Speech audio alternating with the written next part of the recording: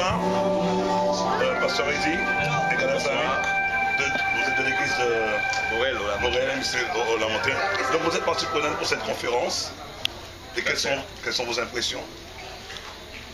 Bien, premièrement, très positif.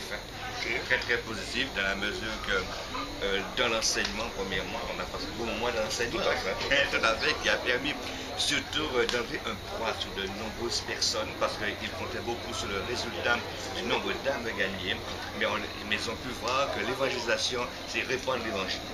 Et ensuite, maintenant, ils verront par la suite comment Dieu, c'est lui qui fait quoi. Ok. Ça, c'est la première chose. Tout à fait. Donc, la deuxième chose, maintenant, c'est le soir aussi. Hein. Pour moi, ce sont des soirées de miracles. Premièrement, par rapport au temps. Au temps, oui. La pluie est maintenant sans voir. Tout à fait. On voit qu'il pleut avant, tout juste avant, et la pluie s'arrête pour nous permettre de faire la manifestation. Donc ça, c'est réellement un miracle de la part de Dieu.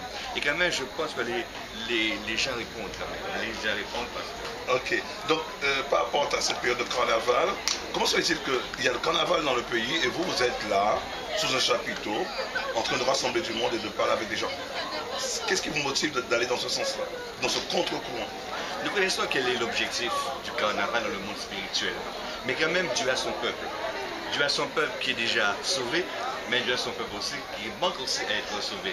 Donc ce qui permet, c'est l'élément qui attire premièrement, et aussi c'est la force aussi qui renouvelle les chrétiens, afin de les permettre encore d'être beaucoup plus performants dans l'action de mener l'évangile, de répandre l'évangile. Pasteur Eddy, c'est très bien. Maintenant, nous avons le stand de Caravane de l'Espoir. Avez-vous visité le stand? Avez-vous remarqué quelque chose de particulier dans ce stand qui est un projet qui tient à informer et à prévenir ces problèmes de drogue en Guadeloupe? Qu'est-ce que vous en trouvez sur notre stand, Vainqueur Ministère, la Caravane de l'Espoir? Oui, ce qui est bien, le stand avait sa place. Si la caravane de l'espoir n'était pas là, je pense quand même qu'il y a un peu d'espoir qui serait fait.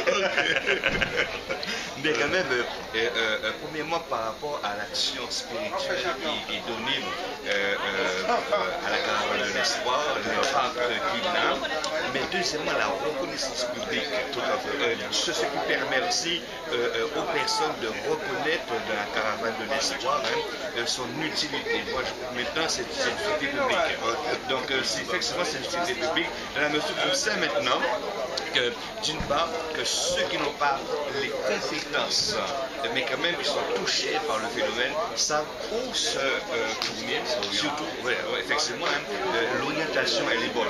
Parce qu'on sait maintenant où se tourner, vers qui se tourner, à qui s'adresser.